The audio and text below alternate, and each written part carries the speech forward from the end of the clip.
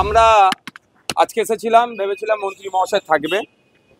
অফিসে গিয়ে দেখলাম তিনি বিশেষভাবে সক্ষম মানুষদেরকে নেই। একটা অনুষ্ঠান, যেহেতু আগামীকাল বিশ্ব প্রতিবন্ধী দিবস আছে, আজকে তিনি একটা প্রোগ্রাম করছে। আমি জানতে চেয়েছিলাম তিনি অফিসে ফিরবেন কখন। অফিসের যারা আছেন, পিএসও ছিলেন না, বাকি যারা আছেন তারা বললেন যে ওনার 1টা থেকে নাকি সিএম ম্যাডামের মিটিং আছে, ওখানে তিনি অ্যাটেন্ড করবেন, সময় একটু লাগবে। তারপরে কখন আসবে সেই নির্দিষ্ট করে সময় বলতে পারলাম। তো আজকে আমরা এসেছি, তারপরে আমাদের যারা নেতৃত্বরা ছিলেন, অর্থাৎ বিশেষভাবে যারা সক্ষম লোকোমোটর যারা, তাদেরকে জিজ্ঞাসা করলাম তাহলে এখন করণীয় কি, কারণ এদের যেটা বলবে সেটাই আমি পদক্ষেপ নেবো। এদেরকে আগে জানিয়েছিলাম, বলে আমরা তাহলে আজকে আপনি ডেপুটেশনটা দেন, এবং পরবর্তীতে যেহেতু বিধানসভা খুব তাড়াতাড়ি শুরু হচ্ছে, সেখানে যেমন মন্ত্রী মহাশয়কে পার্সোনালি জানাবো, সাথে সাথে বিধানসভার অন্দরেও এই বিষয়টাকে নিয়ে সোচ্চার হবো। সেটার জন্য আজকে আমরা দিয়েছি, যিনারা রিসিভ করেছেন এবং আমি তাদেরকে এটা বলেছি, ম্যাডামের কাছে এটা পৌঁছে দেবেন যে এই বিষয়টা নিয়ে ছোটখাটো বিষয় নয়। আজকে যে আমাদের ডেপুটেশন ছিল এখানে, যারা টেট যারা পাস করে আছেন 2022-এ, একটা গুরুত্বপূর্ণ এদের একটা অভিযোগ আছে ডেপুটেশনের, দারুণ, মানে এটা বাস্তব, আমি এটা বাস্তবই বলছি, এই জন্যই কোনো অবাস্তব কথা নয়। যারা বিশেষভাবে সক্ষম নয়, অর্থের অভাবে, ওই অর্থ দিয়ে তারা ডিসেবিলিটি সার্টিফিকেট বার করছে, এটা বন্ধ করতে হবে। অর্থাৎ এদের দাবি আছে যেটা, যারা বিশেষভাবে সক্ষম বলছে তাদের নিয়োগের আগে তাদের মেডিকেল টেস্ট হোক। এটা বাস্তব, এটা হচ্ছে অনেক হসপিটালে অর্থের বিনিময়ে যারা আমাদের মতো সুস্থ শরীরের মানুষ, তারাও তো লোকোমোটর দিচ্ছে বা বিভিন্নভাবে করে বার করে নিচ্ছে, ফলে এদের জায়গাগুলোকে খেয়ে নিচ্ছে। ঠিক যেভাবে ফেক ST/SC সার্টিফিকেটের রমরমা মার্কেটে, ঠিক একইভাবে ফেক আপনার ডিসেবিলিটি সার্টিফিকেটের রমরমা, এটা বন্ধ করতে হবে।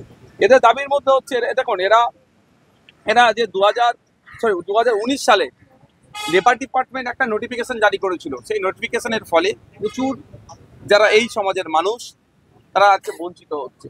তারপরে 2024 সালে সেই লেবার ডিপার্টমেন্ট স্বীকার করেছে যে এটা তাদের ভুল হয়েছে, এটাকে তারা শুধরে নেবে। কিন্তু তারপরে এখনো 2 বছর হতে চলেছে, 1 বছর পার হয়ে যাচ্ছে, 2 বছরের দিকে পদার্পণ করছে, এখনো পর্যন্ত শুধরানো হয়নি। এটা নিয়ে তো এটা সমাজের কিছু অংশের মানুষের এর মধ্যে আক্রান্ত হচ্ছে, ইফেক্টেড হচ্ছে বলে চুপ থাকা যায় না। কারণ আমাদের মতো রাজনীতি নেতারা এত নোংরা জায়গায় পরিণত হয়ে গেছে, আমরা চলে গেছি। আমরা শুধু ভোট ব্যাংক গুনি, কটা ভোট পাওয়া যাবে সেই দেখে আমরা প্রতিবাদ করি, তার বাইরে তো আমি নিশ্চিতভাবে, আপনারা জানেন। সুতরাং আমি এখানে কটা ভোট আছে না আছে এটা আমার কাছে বড় কথা নয়, এখানে মানুষ আজকে বঞ্চিত হচ্ছে, এই বঞ্চনার শিকারের হাত থেকে তাদেরকে রক্ষা করতে হবে, সেই জন্য ছুটে এসেছি। আজকে আমার এই ভাইদের দিদিদের পাশে থেকে লড়াই শুরু করলাম আমি আজকে গণতান্ত্রিক পদ্ধতিতে। আজকে শুরু হচ্ছে, আজকে ডেপুটেশনের মাধ্যমে শুরু করেছি।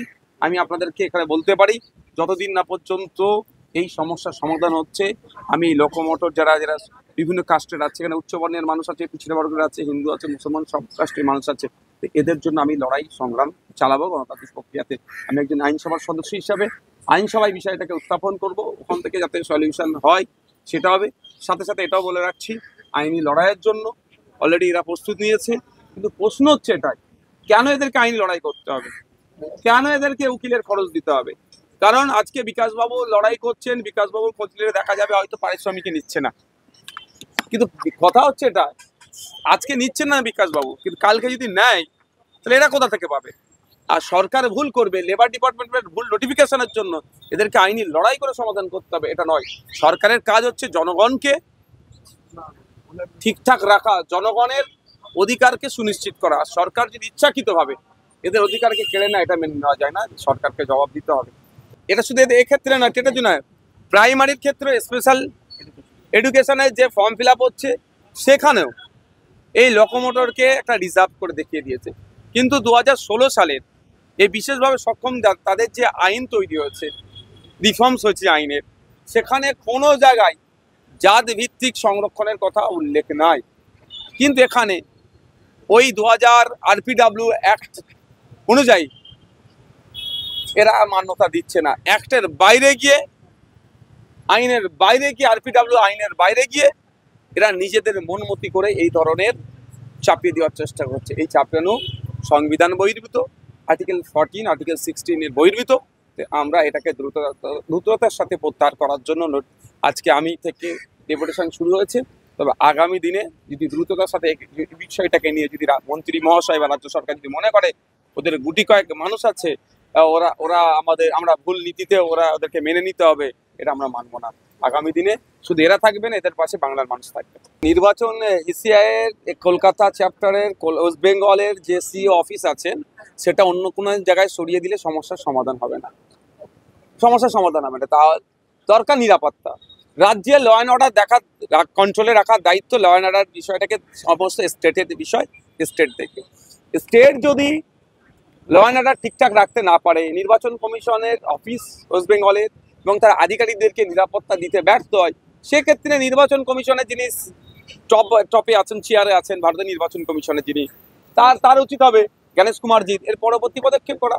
আমাদের সংবিধানে স্পষ্ট ভাষায় উল্লেখ করা আছে, ল অ্যান্ড অর্ডার সিচুয়েশন যদি কন্ট্রোল করতে না পারে স্টেট, তার জন্য 355 বলে একটা আর্টিকেল উল্লেখ করা আছে, এটা ডিমান্ড করুক। যদি না কন্ট্রোল করতে পারে, আমি সরাসরি 355 356 এর কিন্তু আমি পক্ষপাতী নয়। যদি রাজ্য ব্যর্থ হয় সেক্ষেত্রে তো আমরা তো ল অ্যান্ড অর্ডার যদি না কন্ট্রোল আমার পুলিশ করতে পারে, আমার রাজ্য করতে পারে, আমার তো প্রাণে হামলা হতে পারে। তার জন্য আমি যাতে প্রাণে বেঁচে থাকি তার জন্য আমার সংবিধান আমাকে পাওয়ার দিয়েছে, আর সেই সংবিধান সে প্রভিশন দিয়েছে 355, সেই নিয়ে চর্চা করতে বলুন, দেখবেন সব ঠান্ডা হয়ে যাবে। শুধু একবার এখানে নির্বাচন কমিশনের, ভারতের নির্বাচন কমিশনের যিনি টপে আছেন গণেশ কুমারজি, এই বিষয়টা নিয়ে রাষ্ট্রপতিকে একটা চিঠি লিখে দিক না। ওই শুধু মিডিয়ার সামনে বসে কথা বলে অফিস সরিয়ে দিলে সমস্যার সমাধান হবে না। একটা চিঠি লিখুক না, যে এরকম আমরা ওয়েস্ট বেঙ্গলে এই কাজ করতে পারছি না, আমরা ইনসিকিউর ফিল করছি, একটু লিখে পাঠাক, দেখবেন সব ঠান্ডা হয়ে যাবে। দেখবেন রাতারাতি ওই যে নির্বাচন কমিশনের সামনে রেখে নির্বাচন কমিশনকে এক প্রকার হুমকি দিচ্ছে যে তুমি স্বচ্ছতার সাথে লিস্ট তৈরি করতে পারবে না, তৃণমূলের দাদারা দিদিরা যে লিস্ট তৈরি করে দেবে সেটা পাবলিশ করতে হবে, এটা বকলমে তা হুমকি দেওয়া হচ্ছে। তো এটা বন্ধ হয়ে যাবে। আমার বিশ্বাস হচ্ছে না যে 2000-এর অধিক বুথে কোনো মৃত ভোটার না, এটা আমি বিশ্বাস করতে পারছি না। সকালে আমার কাছে একটা অডিও এসে পৌঁছায়, যদিও কার অডিও সে সত্যতা যাচাই করেনি। সেখানে দক্ষিণ 24 পরগনার কুলপি বিধানসভার একজন তৃণমূলের নেতা বলছেন যে অনেক কথা বলেছেন, সেখানে বলছেন যে যাদের আমাদের ভোটার, অর্থাৎ যারা বলতে যায় তৃণমূলের ভোটারে যারা মারা গিয়েছে তাদের ডেথ সার্টিফিকেট তোমরা দেবে না, এবং সাথে এটাও বলছে যে ভোটার মারা গিয়েছে ওটা কমিশন প্রুফ করবে, তোমাকে চিন্তা করতে হবে না। এবং তৃণমূলের একটি বড় নেতার নাম নিয়ে বলছে ওনার নির্দেশ একদিনের মধ্যে এই কাজটা সমাপ্ত করতে হবে। এই যদি চলে, আবার এটাও খবর আসছে বিএলওদেরকে, বুথ লেভেল অফিসারদেরকে হুমকি দিচ্ছে যে সারা বছর তোদেরকে এখানে থাকতে হবে, এখানে চাকরি করিস, সুতরাং নির্বাচন কমিশন তোকে নিরাপত্তা দিতে পারবে না, আমরা যেটা বলছি সেটা হবে। এইভাবে যদি অস্বচ্ছ এসআইআর হয়, গণনা ফর্ম ফিল আপ হয়, তাহলে এত কোটি কোটি টাকা খরচ করার কোনো দরকারই ছিল না।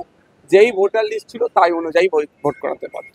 তো আমি নির্বাচন কমিশনের ওয়েস্ট বেঙ্গলের যিনি সিও স্যার আছেন তার উদ্দেশ্যে আমার বার্তা এটাই যে আমরাও চাই নির্ভুল ভোটার লিস্ট তৈরি হোক, বৈধ ভোটারের নাম কাটা যাবে না, যারা অবৈধ ভোটার তাদের নাম কাটা যাক, যারা শিফটিং হয়েছে একাধিক জায়গায় যাদের ভোটার লিস্টে নাম আছে তাদের কাটা যাক, এবং মৃত ভোটার যারা আছে তাদের নামকে বাতিল করা হোক। যদি এই কাজটা করতে সক্ষম না হয় তাহলে এই ধরনের জনগণের ট্যাক্সের টাকাকে উচ্ছন্ন দেওয়ার কোনোই দরকার ছিল না। তৃণমূল কংগ্রেস দুর্নীতি করতে পারবে না এমন কোনো লেভেল নাই, সব লেভেলের এরা দুর্নীতি করছে আর করবে আগামী দিনে যদি এদেরকে আটকাতে না পারা যায়। নির্বাচন কমিশনের কাজ হচ্ছে স্বচ্ছ ভোটার লিস্ট তৈরি করা, সেটা আশা করছি তৈরি করবে। এর মধ্যখানে যারা বাধা হয়ে দাঁড়াবে আইন মোতাবেক তাদের বিরুদ্ধে ব্যবস্থা গ্রহণ করতে হবে। ওই ম্যাও ম্যাও করলে কিন্তু নির্বাচন কমিশনকে হবে না। আমরাও চাই স্বচ্ছ ভোটার লিস্ট তৈরি হোক, আমরাও বুক বাজিয়ে বলতে পারবো যে কত নাম কাটা গেছে, কত বৈধ ভোটার আছে। এখন অস্বচ্ছ ভোটার লিস্ট থাকার ফলে একে অপরকে সন্দেহ চোখে দেখছে। কেন সন্দেহ চোখে দেখবে?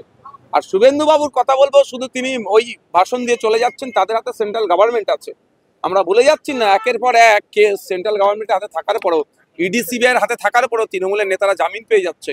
এটা শুভেন্দু অধিকারী এখন যে কথা বলছে বলে মার্কেট গরম করার চেষ্টা করছে, কিন্তু আমরা বাস্তব কথা বলছি।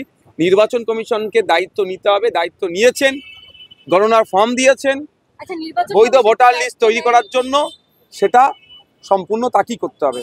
দেখুন বেশি গুরুত্ব দিচ্ছে হয়তো, দেখুন সময় বেশি দিচ্ছে, গুরুত্ব বেশি দেখানো হচ্ছে, মধ্যখানে আবার যে সেটিং তত্ত্ব চলে আসে বিপদ হয়ে যাবে। তো নাহলে 2000-এর অধিক বুথে একটিও মৃত ভোটার নাই, এখন পর্যন্ত কি ব্যবস্থা গ্রহণ করেছে? সেই বিএলওদের বিরুদ্ধে ব্যবস্থা গ্রহণ করেছে, না ভেরিফাই করার জন্য একটা আপনার ডেডলাইন দিয়েছে?